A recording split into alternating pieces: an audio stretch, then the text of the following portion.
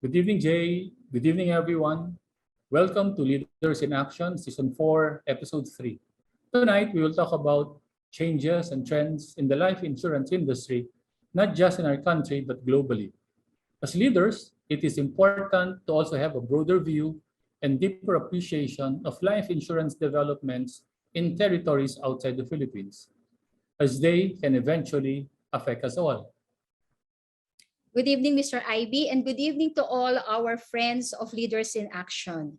Mr. Ivy, I truly agree with what you said, especially with digitalization and the removal of geographical barriers. What happens in another country can really be a good source of vital information and lessons for our agency leaders locally. But before we proceed, we would like to thank again our dear Insurance Commissioner, Attorney Dennis Funa, for being with us during our episode last week. Thank you again, Commissioner Funa. Yes, maraming salamat, Commissioner Dennis. With the speed of change, it is worthwhile to have a point of comparison for a better context that can guide our future actions. Getting vital information, insights, and even workable solutions to common industry issues will be valuable as we navigate our way through constant uncertainty. And it will be very interesting to find out how the other countries, especially those in Asia, manage the problems COVID brought to their shore and how they immediately and quickly adapted to their new environment, to the so-called new normal. That's why we are very pleased that tonight we are being joined by someone who represents an institution that provides research and solutions to life insurance companies, not only here in the Philippines, but globally. So without further ado, dear leaders, ladies and gentlemen, please help me welcome our special guest sharer, the Managing Director in the Philippines for Limra and Loma. Let's call in Mr. Joe Ferreria. Hello. Hi, Joe. Good Hi, evening. Jay. Hi, Good Ivy. evening. Welcome to Leaders in Action, and thank you again for accepting our invitation. Oh, of course. No. Pagka ganyan, di ako nakakahindi dyan. Salamat, salamat. Salamat. Now, this is going to be an interesting conversation. So, umpisa na natin, Joe, if you don't mind, no? So, Yeah, siguro sure. the first question is, can you please give us a view of what your institution, Limra Loma LL Global, how does it partner with member companies in support of their growth objectives? Okay, there are two parts to Limra Loma Global. Ano? The first one, it's a consolidated company now. Yung Loma, familiar yan pag empleyado ka ng insurance company. I hope you don't mind if I do taglish. Yes. Yeah, go ahead. So this is ACS, FLMI. It simply means that you get into that kind of educational track. Parang MBA sa insurance management yan eh. So pagka nag-promote ka ng tao at nag-FLMI yan, ay naintindihan niya paano patakbuhin yung insurance company. So that's one part, no? The other part, which is not very popular in our country, no? I need to explain it more, is the Limra side. The Limra side focuses on distribution. Ito yung mga ahente, agency leader. What is the best kind of training program for them? Ano yung kakaiba between Limra training program and others? Number one, mas mahal siya. May certification ka nakukuha. You're getting a designation from an almost 100-year-old organization. And this organization is a non-profit organization which is owned by the insurance companies all over the world. Hindi lang sa Pilipinas. Pangalawa, the way we construct training programs is that yung substance, yung itinuturo, ay kinuha namin dun sa mga successful practitioners. And one of our resource now is Harry Hupis, who is the Gamma Hall of Fame on agency leadership, no? Because alam niyo naman na he developed court of the table, top of the table, yung agency niya, the best in the world yan, ano? So Harry and Limra on the distribution side have cooperated, okay, and built a training program. Now, what's important is on the side of Limra, we do the research whether this is effective for the country that we're talking to. Second is the construction. Limra helps in how it is, the method by which it's going to be taught. Third is, and more important, we measure results. Pag Oh. itinuro ko sa iyo, the first thing is, ginamit ba nung nakinig? Pangalawa, dahil ginamit niya, nagtumaas ba yung productivity niya in terms of premium production and number of policies? So we measure it 120 days later or during the session itself, 120 days later, 1 year later. Kaya talagang yung programa mo, pinagmamalaki namin, it produces MDRT people. So may follow-through kasi, no, Joe? Oo, tsaka may coaching system. Hindi ka mukha ng training program, pagkatapos palakpakan, uwian na. Ito hindi. Okay. Yung training program na ginagawa namin, may coaching. May coaching yan na every month, may meeting, yung participant at saka yung coach niya. Yung coach, tinitrain din namin paano maging coach. Yes, Jay. Built-in sa program. Sorry, naka-built-in talaga sa program. Built-in yan. Oh. Hindi pwede makaligtas ka doon. Kasi pag tinabi sa yung ito gagamitin mo, inspeksyonin ng coach yun. Ginamit mo ba? Ano naging resulta? Bakit hindi mo ginagamit? So nare-resolve ba? Kasi tinuro na sa iyo eh. A lot of our professional agents and agency leaders, we teach them. But the biggest question is, do they apply?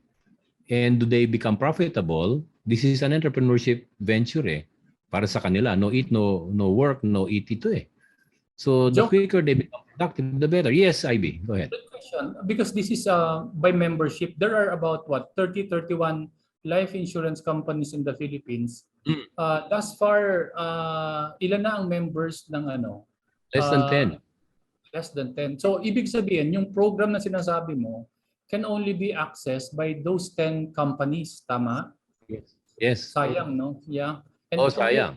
What are your efforts to engage the other life companies to leverage We're on trying to talk to them. Kasi alam mo, issue IB lagi, money. Okay?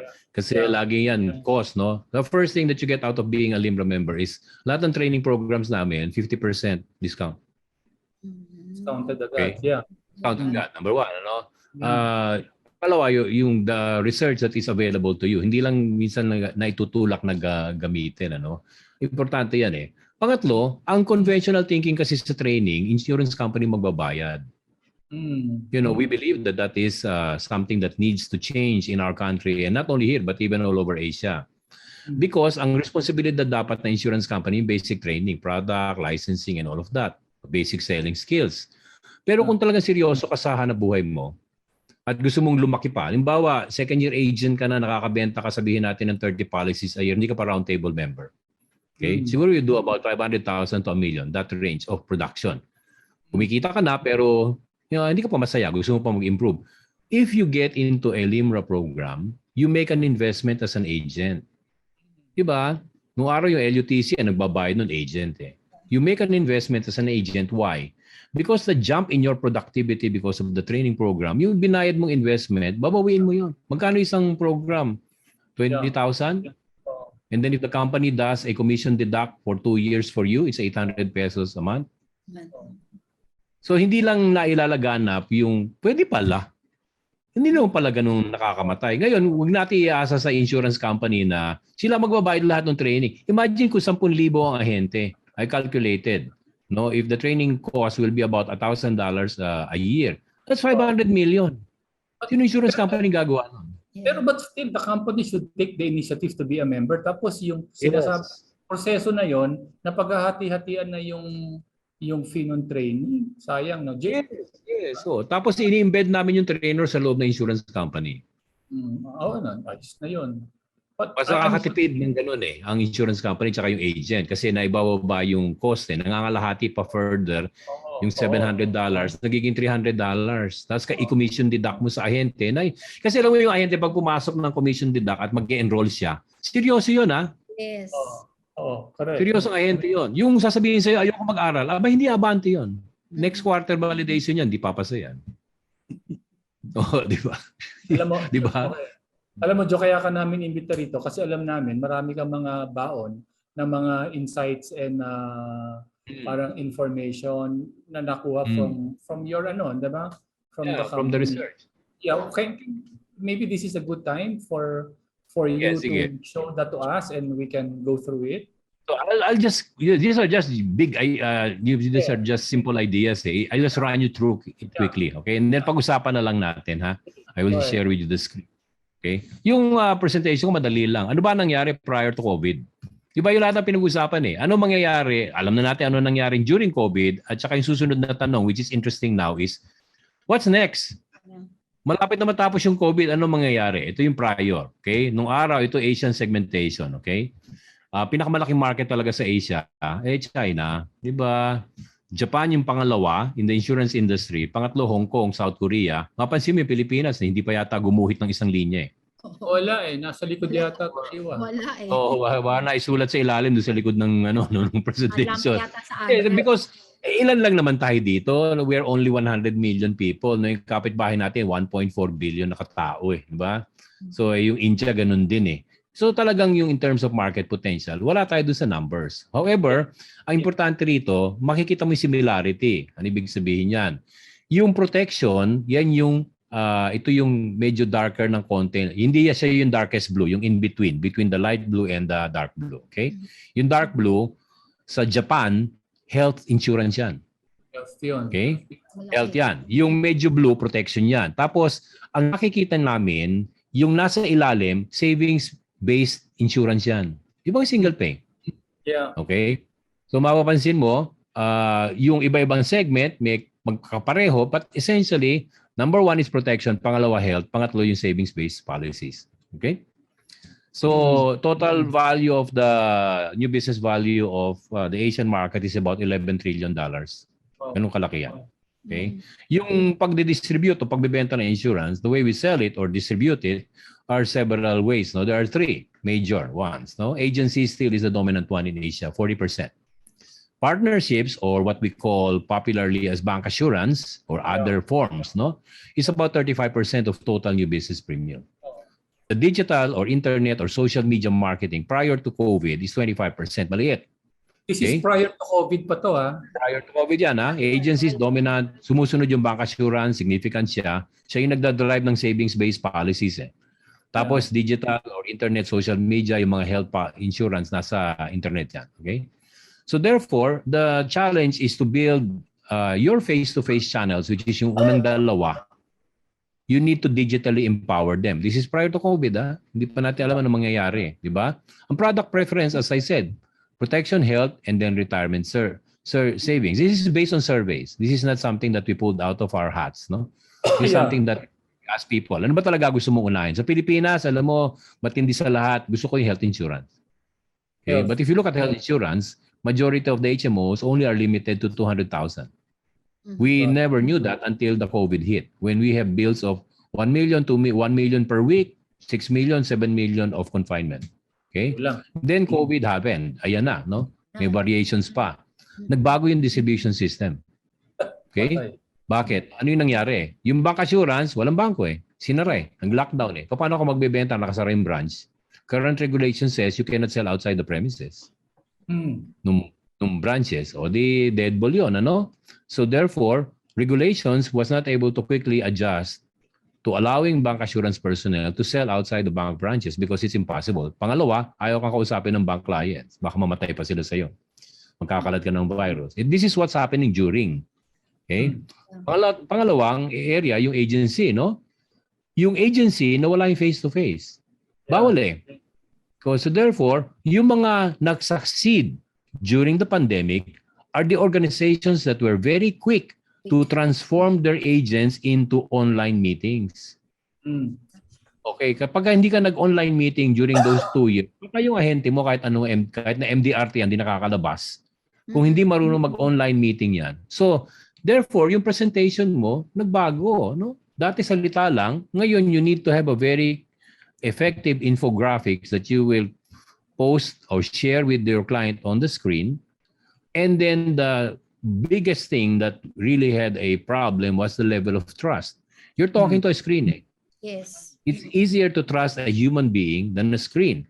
So therefore, the attitude and the way you talk to people online is very important. Kaya nga, di ba, sinasabi ko sa kanila, huwag kayo naka-t-shirt pagkakausap niyo yung kliyente ninyo. Kailangan kagalang-galang ang dating mo. Di ba? Yung background mo, dapat hindi nakikita yung mga anak mo nagtatakbuhan sa likod. May mga issues na gano'n eh. Oo, may sumisigaw ng titinda ng balot sa labas. So therefore, kailangan ayusin mo lahat yan, ano? So the agency, however, was able to change fairly quickly because they needed to do it, otherwise they will die. Agency, Question, no work, no play. Yes. question, Joe. Based on what you've seen, yung mabilis ba yung the way the Philippines adjusted to digital compared to other countries in Asia? Yes. Yes. Mabilis tayo ah. Mabilis Nauna tayo. tayo. Oh, Nauna tayo mag Okay, kasi ang Pilipinas, bukod tangi tayo, Facebook country tayo eh. ayan. Halos Oo. lahat Social ng media kasi tayo.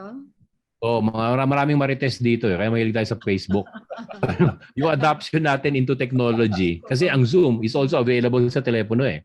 Yes, yes, yes. So hindi mo kailangan ng malaking computer para matanggap mo yung tawag ng isang ahente, no? Or isang financial advisor.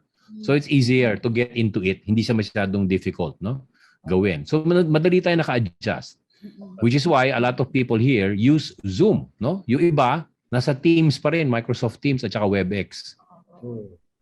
Hindi makapag-transform kagad into what. Now, another thing is the customer changed during the pandemic. You cannot go out. Where will you buy the groceries? Noong araw, there is a great hesitation. Sinasabi nila, mga bata lang ang gagawa niyan. Ano? They will buy things in Lazada, Shopee, and now, even the older people are buying things in Shopee. In fact, yung mga medyo may edad na at maraming pera, nasisira ulo dun sa kabibili ng online, kung ano-ano dun sa... Sale. You know that you can even buy health insurance in Shopee and Lazada. So, makikita mo yung quick transformation ng Pilipinas. That is why I've always argued with our people in LIMRA, in the home office, that the Philippines' role in Asia really is to be the center of excellence. Dito natin subukan yung pwedeng gawin sa ibang bansa sa Asia. So therefore, this is important dahil napilitan lahat ang taong mag-online buying. Importante yan. Yung mga lolo, tinuturuan nila yung mga apo nila, bilan mo nga ako ng ganito. So they were exposed to online buying. Nagbago yung buying behavior. Nagbago siya. Okay? So therefore, pati produkto nagbago. In order for the agent to survive, ang itinulak niya, the product of preference became health, because they saw the horrors of people getting into the hospital. Yung Facebook scattered those stories na may pumasok sa ospital, hindi nakalabas ng buhay the following day. People suddenly looked at their HMOs. What is the limit of my HMO? Oops, only up to 200,000. Walang critical care. Dati yung critical care is a by the way rider. Oh, all right. Diba? Hindi pa lahat bumibili niyan. Dagdag lang yan sa gastos eh. And then now, now you now have a situation where in which even your actuarial department will have to think quickly as to what kind of interesting critical care illness is possible as a product in this country. Because nga, yung kausap mo, yun ang gustong bilhin eh. We cannot argue with them. Ano ba gusto nyo bilhin? Hindi yun ang benta mo. Kung yung gusto niya. Because it became the penetration product rather than the life policy becoming... Kasi noong araw, you sell life insurance and with that, you sell non-life, you sell health, and you sell the other products. Rider na lang yung iba. Ngayon naging leader mo yung health. Tinanggap eh. Okay? However, hindi pa tayo sanay sa loob ng kumpanya, yung backroom natin, yung digital systems. Marami pa tayo yung IBM eh. It's better manual. Yeah. Alam mo yun? Yung front, yung system mo, kalahati electronic, kalahati manual. So, na-stretch yun. So, nagkaroon ng challenge doon. So, I'm sure that the insurance companies are trying to cope with the renewed demand for digital systems. Yes. Okay, the new purchasing mindset emerged. And social media is starting effectively to reshape consumer behavior. Anything can be bought. In fact, you don't need 100,000 agents. You just need a very effective social media presence in order to drive consumer behavior. Now, in terms of consumer behavior, yung mom and pop insurance na policy, 10,000, 20,000, mabibenta mo yan sa internet. But if somebody wants to buy a policy with a premium of 1 million, they will never buy it through the internet. So therefore, nagbago ngayon. No? So therefore, ano mangyayari ngayon? Yung distribution system natin, magbabago yan. Because the mental impact of COVID will be for the next 5 years. Tutuloy yan. So therefore, pag bumibili ako ng health insurance, gusto kong kausap or may binibili akong produkto na 100,000 ng premium critical care, okay? Gusto kong kausap yung medyo naintindihan niya yung ginagawa niya. So therefore, the demand on the agent is a better trained agent, and then yung system of selling the product, nagsimula tayo product selling noong early 50s, 60s, tapos nag-transform sa financial needs analysis. It will transform, we believe, in what we call collaborative selling, where you sit down with the customer and through questioning and understanding the customer, find out what really he is interested in and what he really needs financially, and then we deliver it. Okay? So therefore, savings also is becoming a major force. No, last year, 70% of the business of the insurance industry was single pay. So that's not so much distribution. That reflects consumer preference. Okay. Gusto nila magtabi ng pera, nakita nila, naku, pag nag-pandemic pala, mamamatay tayo sa gutom pag nawalan tayo ng trabaho. Yun yung underlying yan. Okay? Mass recruitment will still be there in the future, but now we need to escalate yung level of learning ng tao natin. Kasi in the future, maghahanap ang kliyente natin ng better educated agents.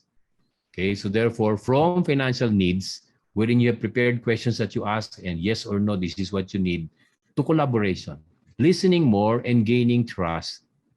Okay? So therefore, the question that I pose is very short presentation to most people is, are you ready for the unprecedented growth after COVID? If you look at most of the downturns, no, the banking crisis and all of that, it is always followed by 3 years of fantastic growth. We're facing that. Are we ready for that? Is your company ready digitally to meet the challenge of the customer? Better, faster, cheaper, more responsive. Okay, within how many minutes you should be able to respond? Are you using AI, artificial intelligence, for the initial interaction so that within seconds you have a response to a customer? These are challenges. This is not a state of, the state of things in the digital world. We're still work in progress. Joe, do you have any information or comparison where is the Philippine insurance industry digitalization compared to countries in ASEAN or Asia? I would say that we're on even par with most. They remove Hong Kong and Singapore, okay? Okay. And Japan, though they are very much advanced than us. Kasi yung mga kapitbahay natin, Thailand, Indonesia, Malaysia, more or less, I think we're even ahead with some of them. Okay. So hindi tayo nahuhuli. Magandang. Hindi tayo nahuhuli. Kaya lang, IB, may challenge eh. Yung bang pagbutihan nyo pa yan kasi kailangan ko ng ganito eh. Alam mo, sa Amerika, no, pagka napumasok ka digitally sa isang kumpanya, ginawa ko minsan yon, akala ko tao yung kausap ko eh. Robot pala eh. Robot na. Kung sinabi mong good morning, sasagutin ka ng good morning, and then when I started to ask, siguro after 10 minutes, medyo humihirap na yung tanong ko, may pumasok na tao. Tao na. Correct. Hindi ko alam na robot yung kausap ko. Na napipredict nila ano itatanong mo at may sagot sila. Okay? And then there's a quantum shift in the next 10 years because ako yung tail end ng baby boomer eh. I will be in my 70s in 10 years. So therefore, yung mga nauna sa aking baby boomer, they will be in their 80s. Yung hawak na pera ng mga yon, dilipat yan doon sa millennial plus. Pag sinabi kong millennial plus, yan yung digital generation and younger. So therefore, the major issue among wealth professionals, among insurance agents and financial services people will be wealth management. How do you now address the needs of these clients on wealth management? Kaya sinasabi ko kanina, magre-recruit ka, it has impact today. Magre-recruit ka ng tao, you have to prepare yung nire-recruit mo na kaya niyang mag-aral at kaya niyang i-upgrade yung level of knowledge niya sa investment, sa insurance, sa health, para ma-address niya yung pag nagtanong yung kliyente na sasagot niya. Higher level of, hindi yung tatanong ko sa boss ko. Hindi na pwedeng gano'n. No? Kasi yung susunod na generation natin after the COVID is over, the clients will demand better agents because the clients that will come to you are the higher level agents. Social media and internet marketing will take over the small policies. So Yun ang does that, magdadrive niya.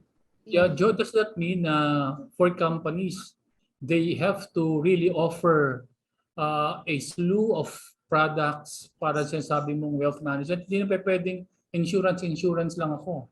In other Hindi words, pwede. hindi na pwede Ang yun. magiging natin, IB, we have to address all of their financial needs. We have to construct products na ganun. Meron kang health, kailangan niya ng health, one-stop shop. Yeah. Oh. May health ka, may protection ka, meron kang savings, yung kaya mong, for your liquidity, meron kang retirement savings, yung full spectrum ng needs niya.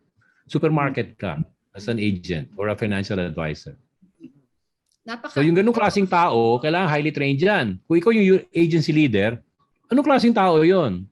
Diba? So obviously, hindi pwede nakaupo lang sa kanto, nakipag-inuman doon, hindi pwede yon. Yung antas ng kukunin mong tao, mas mataas. Yeah. Okay. Joe, that's a very powerful sharing that you gave us, no? And of course, syempre yung mga leaders natin talagang napakaraming nakuha nila na magagandang mga valuable information. We have seen that during the COVID years, no, Philippines still managed to post growth. Pero sa dami ng magandang pinakita mo, no, both the challenges and the opportunities post-COVID, do you think the insurance industry in the Philippines is up for the task already? Or ano ba ang mga dapat talagang gawin na preparasyon so that leaders and advisors can really grab, no, the opportunities at the same time ma-meet nila head-on ang challenges? Alam mo, Jay, no choice tayo eh. Alam mo bakit? The market will demand it eh. Yeah. Bakit? Halimbawa, may isang kumpanya yan, ang tawag nila dyan, InsurTech, insurance company that relies more on technology rather than the human distribution system. InsurTech, mag-iimbento sila. There's an insurance company in the Philippines that sells that. Okay? Yeah. They're selling it yung, ang tawag dito, sachet insurance. Insurance. Sa mobile phone mo lang, diba? Yung credit mo sa mobile phone, gagamitin mo pambili ng insurance for a small amount, fractional.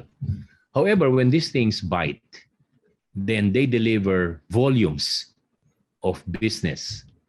Yung actuarial department mo will have to craft products for social media and internet. Your underwriting department will have to change the rules. Non-med yan. Okay. Yeah. Oo. Diba? Yung dokumento niya, paano? So therefore, you have to rely on client integrity and honesty when you ask for questions. And your questioning should be different. And you have to impress upon the customer that honesty is very important here, so to make sure that sometime in the future the claims will be paid. Bago yan. So nagbago yung market mo, gusto nila, ang tawag ko dyan, clickables eh. Pag kinlick nila yung website mo, in 10 minutes may policy sila eh. Yeah. Yun yung challenge sa atin, sa home office. Diba? Kasi, no choice tayo, sinasabi ko, kasi yun ang gusto ng customer eh. The customer is always right eh. Dadalhin tayo dun eh. Ngayon, pag bibili yan ng mahal na policy, hindi siya bibili rin sa computer. Why? Ang issue doon, trust. Hindi mo kita kilala, makina ka eh. Eh, sa bangko nga, nawawala yung deposit ko minsan eh. Why should I trust a machine? So, pag for large items, doon papasok yung ahente eh. Tsaka yung mga bank assurance personnel. Nakikipag-usap sa kanila yung tao. Yung role ng tao na yon, number one is trust. Paano mo makikita yung impact nun? Yung trust and competence, major yon. Susukatin ka ng kliyente. Nakakaintindi ka ba ng ginagawa mo? Magbabayad ka ng 100,000 na premium sa'yo. Hindi mo alam yung ginagawa mo. Ayoko sa'yo. Maghahanap ako ng iba. So yung agency system mo, magta-transform. Kasi ang gusto ng kliyente, yung magaling na ahente, kailangan babayad ko eh. Oo. So it's not enough anymore, Joe, na an advisor will just undergo a basic training, no? Because talagang medyo clients are getting more sophisticated, no? At talagang medyo knowledgeable na sila sa products ng insurance. So anong masasuggest mo sa ating mga advisors at sa mga leaders how they can really For prepare leader, themselves? maghanap sila ng advisor na may entrepreneurial mindset. Ano ibig sabihin nun? Wag yung laging bigay na lang ni tatay. Ibig sabihin yan, pag naibigay na sa inyo yung basic, ang attitude dapat ng team mo is they want to invest in education. Okay? Diba? So dapat ganun. So yung advanced education, hindi po mura yan. So pwede facilitate the insurance company yan. But it is impossible for any life insurance company to pay for all of the cost of higher education for everybody. Diba? Kasi limot 10,000 na ahente mo, Mariosep, magkano budget yun? Hindi aprobahan yun eh. Hindi pa pwede sa profitability yun eh. So therefore, ikaw mismo, nire-recruit mo ahente, willing siya mag-invest. I mean, look at it this way. Yung mga multi-level marketing, nag-i-invest ng 25,000 yun para bumili ng produkto at ibenta rin sa circle of friends niya. Nag-i-invest yun, yung ahente na yun. Bakit sa insurance industry hindi natin kayang gawin yun? Mag-i-invest sila sa knowledge. Dapat ganun ang attitude ng ahente mo. Yeah. Just kayo ba sa Limra, were you able to gather information? Kasi clearly naman, sinasabi natin nung COVID, nagtaas ang awareness ng customer sa insurance, di ba? Yes. Now, yes. yun bang as far as recruitment is concerned, medyo mas marami bang nakita kayong naengganyo pumunta sa insurance because of the opportunities that are growing in the industry? Yeah. Alam mo, IB, one of the selling points to a person entering this business, nagustuhan nila, work from home. Yes. Mother ako, gusto ko mag-sideline sa insurance. Di ba nire-recruit natin yung mga nanay na gusto magkaroon ng extra income kasi nasa bahay lang. Ngayon, ang challenge sa kanya ay pagka maliliit pa yung anak niya, paano ko lalabas ng bahay, mag-sales call? Because of technology now, na pwede siya mag-Zoom meetings, now the recruitment is easier if you teach them how to do online meetings. Ang online meeting kasi agendized yan eh. May agenda. Hindi pwedeng hindi ka mukha yung face-to-face. 3 araw na hindi pa tumitigilan sa kakasalita yung ahente. Diba? Kinukonsumin na lang yung kliyente. O sige na nga, pamangkin naman kita, birma na lang ako. Hindi pwede yung gano'n. Yung online meeting, ang ibig ko sabihin doon, may agenda ka. Yung pinipresent mo sa screen, yun lang ang pinag-uusapan ninyo. Hindi na mamasyal kung saan-saan luneta yan. Yun ang sinasabi ko. Diba? Yung agency leader at saka yung agent, uupo tayo. O ano ang pag-uusapan nyo? Ito ang slide mo. 4 na slide, ito ay kwento mo. O, di ba? Yung umpisa, just to build trust, paano ka ni-refer. Hindi ka makakakuha ng kliyente sa online meeting kung hindi referred yan. Kailangan referred. Hindi pwedeng cold. Nako pagpapatayan ka ng Zoom. Tsaka hindi i-click yung link. Sinasabi mo, what you're saying is that digitalization actually should increase the productivity of the agent. Agree. Kasi konti na lang yung oras na makakabenta siya kaysa yung kung saan ka pupunta pa yung storya. But again, based on your exposure to other operations, outside of that productivity increase, what other opportunities can digitalization provide the advisor? Well, volume. Pagka naayos yung backroom na digitalized ng insurance company, you can actually sell more. Sell more to in terms of kasi alam mo naman sa business natin you need to sell a lot. Hindi pwedeng one time big time dito eh. Mamamatay ka the following year eh. Kailangan talaga may regular flow ka. Yung sinasabi nating 10 policies a month is not going to be an impossibility anymore. The productivity because of the digital world of every financial advisor out there will go to the roof. You can sell more. Why? You can even do seminar selling online. You have imbis na you talk to only one, you can actually arrange a group of 10 people all in the same room and then you're making a presentation. Diba? And then you do the one-on-one detailed question and answer individually. Pero yung general presentation, you can invite 100 people. So it makes you more productive. So you hit several birds with one stone. That is the impact of digitalization. The thing is, I had a meeting once with NMG. We consulted with them, NMG Consulting, on the future agency. Sabi nila, the agent is best in interacting with the customer. He's very bad in customer service, filling up the forms, and all of the underwriting and all of that. He really is a mess when it comes to that. Let's face it, okay? So therefore, the key to productivity of the agency system is to remove that. Now, if you digitalize that, you have a secretary, gets the application, uploads it to underwriting and all of that, follows it digitally. What happens? You remove that time that the agent used to spend on useless backroom work to specifically only FaceTime with interacting with people. That's the effect of digitalization. Whatever you can digitalize, it speeds up processes. However, two-way street yan, distribution system at saka yung home office. Yes. Partnership yan eh. Partnership yan. Kailangan may feedback system kasi minsan pagkasabog yung sistema, magrereklamo yung yung nasa labas, mapipikon yung nasa loob. So therefore, the attitude of partnering with the insurance companies in order to craft a better customer experience is very important in the future. Okay. Tanong nga kita dyan. Kasi you offer mga solutions to these distribution issues, di ba? You mentioned earlier that you've got 10 companies in the Philippines who are members of LIMRA. Anong particular service o specific area in distribution ang humihingi sila ng tulong? Kasi yung basic, kaya ng insurance company yan eh. Basic training and all of that. The concern of most insurance companies that are members of LIMRA would be productivity. Kasi they know unless the productivity escalates, hindi pa pwedeng flatline eh. Yeah. Kailangan mag-escalate yung productivity. Can the agency leader handle more than 10 agents effectively? Diba, IB, management book yan eh. Span of control, 10 lang yan eh. Control. Yeah, maximum. Oh, so how do you therefore build a higher quality agency, okay, and have better span of control? We do have training programs that will address those things. Okay, we have the Agency Enhancement Series, which is really building a BMW or Mercedes-Benz agency, transforming it from an ordinary, just sell insurance type of agency into higher levels of productivity. Meron kaming ginagawa mga programa nakatutok doon. For agents, for example, how do we transform somebody who's masipag selling 30 policies a year to become an MDRT? We have a program called Trustworthy to teach this person collaborative selling, deeper fact-finding, understanding what the customer needs, with the view of within 2 years, mag-MDRT ito.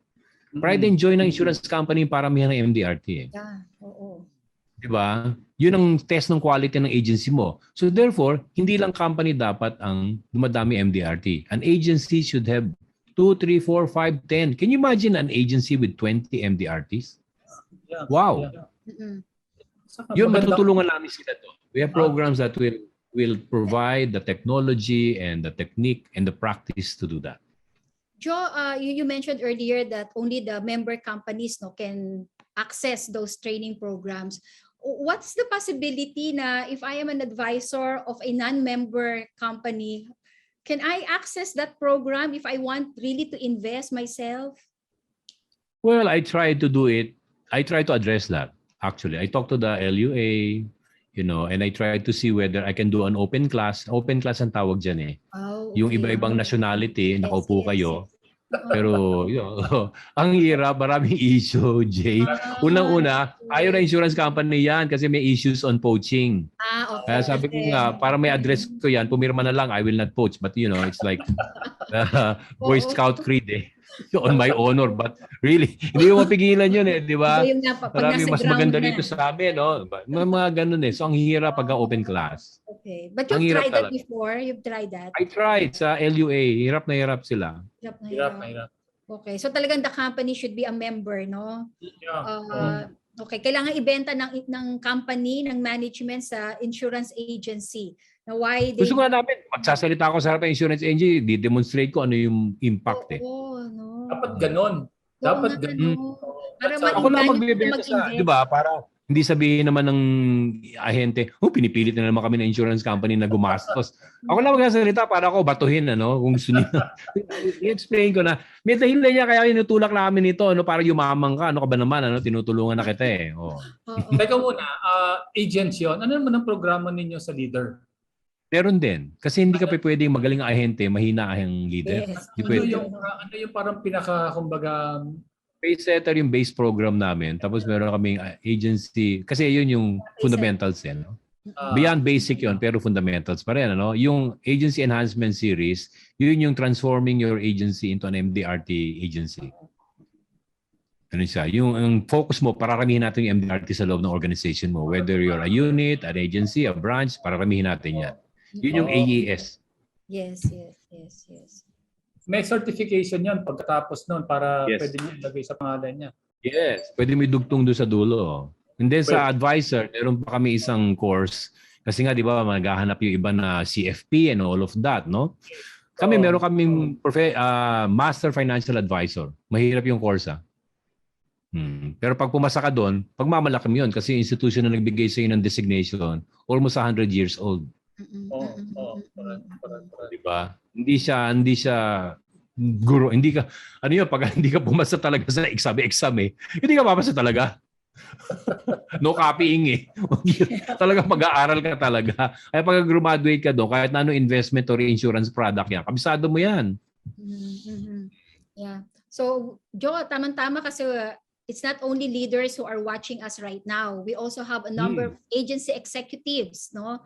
Mga Talaga. agency executives ng iba't ibang company who are listening. So, this might be a good opportunity, no, na malaman nila that you are open, no, to presenting to their own agency force, no, para makita talaga ng malaman ng mga agency members nila the benefit of also accessing the different training programs of LIMRA, no. Oh, So kasi zebra ako Jay, no? I've seen what it is to be out in the field. I've seen what it is to be in the home. Alam ko yung challenges Alam mo, lagi sa insurance company, cost, cost lagi ang issue natin dyan. Gusto natin i-train lahat yung mga ahente. But if we do that, ano yung impact nun sa financials ng kumpanya? It will be very bad. yes. So therefore, pipiliin mo talaga kung sino yung Tsaka dapat yung training initiative, we explain it to them, to the agents, for example, and they should subscribe to investing in their learning. Malaking bagay yun kasi eternal yung investment This is the only investment that is eternal. Yeah. Kasi knowledge May pwede ka mag-invest sa auto, nabubulok yan After 20 years yan, wala na, vintage na yan Pero yung knowledge, eternal yan na ipapasa mo pa sa iba-ibang tao. So, how much is that? And if you look at the result, yung bumabalik sa'yo, quantum leap yun sa productivity. Kaya lang, nagkikipag-partner kami sa insurance company na bigyan kami ng pagkakataon magsalita. Oo nga. Third party disinterested kami, wala kaming bias Kaya pag sinabi namin sa ahente na, ito talaga yan, papakita namin yung preba. So walang prejudice, makikita nila. Joe, if in case some agency executives who are watching us right now will reach out to us, can we give your contact details to them so that if they want to reach I'll be out more to than happy. Okay, we'll I'll be do more that. than happy to see them. Okay? So that I will scare them about COVID. Nobody wants to see me because of COVID. 2 taon, wala gusto makipag-usap sa akin dahil sa COVID. Pero ngayon open na sila. Open na silang pwede na. tumanggap ng mga Bigyan mo guests. yung pangalan ko para mag-usap-usap kami. Yes. Kasi talagang napakaganda nung present mo, no, that where will the industry go moving forward and ano yung dapat preparation meron ng leaders at ang mga advisors natin. So it will be Maganda good for them. negosyo nito, kanya lang kailangan lang natin tulungan, Kasi kailangan natin gusto i-expand tayo, lumaki tayo sa industriya. Gusto natin makita na tumuloy at lumaki pa, mag-mature yung industry. Correct. Joe, sabi natin we've been long in the industry. And again, ang maganda sa iyo, you have the perspective of the industry outside of the both sides sa kalabas pa ng bansa. Ngayon, if you're a leader now, what skill must you develop given what you heard from what will happen in the next 5 to 10 years? Ano dapat skill ang meron ng leader? Na bago? As a leader. Yeah, as a leader, sabihin ko sa'yo, ang Filipino leader versus the global leader. Okay? Singaporean, Hong Kong, I'll tell you the difference between us. We're too creative. Honestly, bato-bato sa langit. We're too creative. Ano ibig sabihin nun? Pag sinabi sa ating ito ang daan, naku po, kakanan, kakaliwa. Lalagnating ka, walang sumusunod Patayuin, subukan mo isang hall. Tayo. Hindi lata tayo Tahimik. Hindi lata tahimik We as a nation are leaders. We all want to be leaders and we can be very effective leaders if only we're not too creative. Creative means I want to go my way Diba? As a leader in the Philippines, you need to be very methodical. You should have a process. You should break down your work into a process. IB, pagpasok mo na alas 8, ano gagawin mo? What are the meetings that you will conduct every week? Hindi magrereklamo yung ahente mo. Nasa na yung leader ko, hindi ko nakikita. Nahihingapit bahay na siya sa ibang unit nakikipag-meeting. Okay? We need to work more methodically, more intense, more focused. Sure, we have the intelligence as a nation. Marami tayong naiisip na bago. But give discipline a shot. Try to work more methodically. Diba? So kaya nawawalan tayo ng follow through Maganda sa umpisa tapos medyo kapos. Namamatay Ingat Mamatay. po doon. Oo, kasi magtatayo tayo ng isang career opportunity meeting. Oh, dami, palakpakan lahat. Dahil Oo. walang method. The following day, ano gagawin mo sa ahente mo? 1 week later, kailan mo siya i-meeting? Ano yung susunod na next step? Ay, bahala na si bossing dyan. I-enroll na lang natin. Bahala na insurance company mag-train. Hindi ganun eh, di ba? We as a leader, agency leader, need to put more method into what we are doing. Sa corporate, wala kang choice dyan. May method yan. May Di ba, sinusunod. Ives? Oo, May sunod-sunod. sinusunod kang pattern dyan. Hindi pa pwedeng pupunta ka sa accounting, hingi ka ng 10,000. Dali, may pupunta ka. Hindi pwedeng ganun. May pattern mo. Kailangan gina-justify mo lahat. Yung expense, may signing authority. So, ano yan? Dapat yan, may method. Yun lang ang kulang natin. We're very intelligent. We're very creative. Yung method lang. Ayusin natin. Pero again, As a going back Diyos sa agency, sa pananaw mo ba notwithstanding itong nangyayari sa technology, the agency will continue to be the lifeblood of the industry o Yes. medyo ganun Yes. pa rin ba? But you need to transform your practice back into digital. What do I mean by that? Okay? Halimbawa, ahente ka. Una ko tanong sa'yo, may website ka ba? Oh, di ba? Dapat may website ka. Tapos may sinusulat ka doon na relevant sa mundo. Tungkol sa, hindi lang laging insurance, pero tungkol sa financial life ng tao. Para maging interesting. Parang uso yan, di ba? Yung mga vlogging. Pangalawa, yung insurance company can use your website as an agent as a host for clickables. Ano yung clickable? Huwag na ikaw magbenta. Binasa nila yung blog mo, natuwa sila, gusto nila health insurance, pag-click, policy kagad after 15 minutes. Ganda na agad. Oh, so therefore, you as an agent can transform yourself digitally, create a conversation in cyberspace, which is relevant to the lives of customers. Pag-usapan natin yan. O yung COVID, yung health insurance, ano ba talaga yung health insurance? Get small topics, don't explain the entire thing in one blow, but use it as a blog. And then when people are interested, they should be able to buy your product in 15 minutes without you.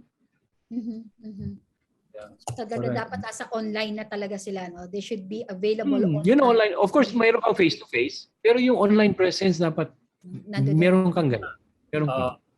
Kasi everybody's in online, you have to stand out no? Correct. So, ang mag-stand out sa'yo, IB conversation. So, yung mga insurance, mga clients, ano ba nirereklamo nila? Hindi ko naintindihan yung insurance policy ko eh. Hindi ko nga alam ano binili ko eh. So therefore, that is a very good topic for online conversation. Ano ba talaga insurance?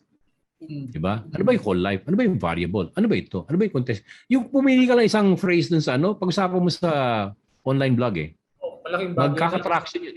Oh, you're educating the public and you're creating interest on your professionalism. Profession. Correct. Napaka-interesting ng ating discussion, no? Kaya lang ito na, tayo ay papunta na sa katapusan ng ating episode. Ako, Mr. Joe, kailangan yata may part 2 ito. But from my end, yung aking last question na lang. Last week, Attorney Funa, Commissioner Funa shared that for this year alone, there will be at least 3 new entrants, 3 new players in the industry coming in. Joe, do you think don't we have enough players already in the market, or is there still a lot of market opportunities here in the Philippines? If you look at the arithmetic, the last number I saw was that the penetration rate out of 110 million people is only 4.4%. So, laki pa talaga. In 1990, it was 10%. Umatras pa. What do I mean by that? Well, it's okay to allow more, but I would challenge the new ones to create something that will, improve the business penetration. Sure, everybody, we have a lot of people here, but can someone please stand up and do something that will penetrate the market more? We have 65 million voters. Yun na lang ang gawin nating primary target market eh. Yung 65 million voters na yun, paano natin pinagsisilbihan yun? Di ba? 10, 20%, 30% of that. So having more insurance companies, sure, but my concern really is, dala? Sana ang dala nila are methods and techniques by which to penetrate the market more effectively. Yun lang. Yeah. Oo. And as a follow-up to that, what can you say about the Philippines still being the sweet spot for insurance in Asia? Are we still the sweet spot now? We're actually in the middle of it. We're in the middle of the tornado, no? Because ang majority ng labor force natin na nagsisimula ng kumita ng significant amount of money ay millennials and up. Yeah. Okay? Millennials plus ang tawag ko doon eh. Mahirap na memorizing pa yung war generation. Basta millennials or younger. Millennials plus. Younger generations. Oo. Majority ng mga na significant consumers, mga nag-online na bumibili ng mga yan, millennials yan. At saka yung mga yan, hindi lang isa trabaho niyan. Naintindihan niya ng freelancing tsaka kung ano-anong sidelines sa internet. Mga side hustles nila. Side hustles. Multi-income yan. So therefore, the market is so large. It's just the method and the product that we need to create or discipline ourselves in the way we're touching them. How do you touch that? And I'll tell you, it's not a secret. Technology. These are technology people eh. Mga bata na ito. Hindi tayo lumaki may television. Sila lumaki may computer. Yeah. Correct ka dyan. Tama. Paano natin pe-penetrate yun? Final question na. Ang daldal natin tatlo eh. Final question na. Since kausap mo mga leaders eh, ano ang iyong final message sa kanila based from where you are standing as the managing director of a global institution? Well, I tell you that it is from the very beginning of my career. I have been told this and I will tell the leaders today. The possibilities of income, the possibilities of becoming truly very, very wealthy in this industry is real, especially now. The resistance to buying the product is not as heavy as during the 80s and early years. It's not. It's accepted. Now, the challenge to leaders today is to put order into the way you work. The first one that I would encourage them. Second is invest in knowledge. You don't have a choice because the customers out there Google everything every day. You cannot lie to a customer now. Hindi ka mukha nung araw, may material misrepresentation ka. Sabi mo, magmamature yan after 5 years. Guess what? Pag alis mo, 5 minutes later, nag-google na yung kliyente mo. Because that's the customer of today. Mas marunong ngayon yan. So you have to invest in knowledge. Kung mas marunong sa iyo yung customer mo, that's the greatest tragedy. Yeah. Di ba? So therefore, to the leaders of today, the possibilities are there. You can truly be very, very successful and very, very wealthy in this business. But invest in method and invest in knowledge. Knowledge is expensive, so what? But try ignorance. Ignorance is more expensive. More expensive. Again, Joe, maraming salamat. Very, very clear, very powerful words. Thank you for providing our listeners your good news. Unang-una, growth possibilities and wisdom on the prospects of insurance, no? Especially in the Philippines. So again, maraming salamat sa iyo. Maraming salamat, Ivy. Maraming salamat, Mr. Joe. It will definitely be an exciting ride for the industry in the Philippines, not only in 2022, but beyond. So leaders, let's make sure that you and your team members are all aboard by now. So, Mr. Joe, thank you very much for your generous and very enlightening and informative sharing. I'm sure ang daming natutunan ng ating mga listeners. All the best and to you and to Limra. So, baka may mga mag-reach out na sa iyo ha. So, baka may pwede namin ibigay sa kanila ang iyong contact details. Sure, so, thank you very much. And again, everybody, thank you for joining our episode tonight, our Real Talk with Mr. Joe Ferreria, the Managing Director of Limra and Loma, no, Philippines, here in the Philippines. No? So, we invite you to join us again next week, as we will have this time the MDRT Philippines Chairperson, Ms. Agnes Nang Tan, who will share their programs and initiatives and why MDRTs continue to excel amidst the challenges. So kung gusto nyong malaman kung paano gawin yon, kita-kita tayo ulit. That's next Thursday, May 26, 8 p.m. here in Leaders in Action. Mr. Joe. Salamat. Real leaders. Real stories. Real talk. Thank you. Bye. Bye, everybody. Bye, everybody.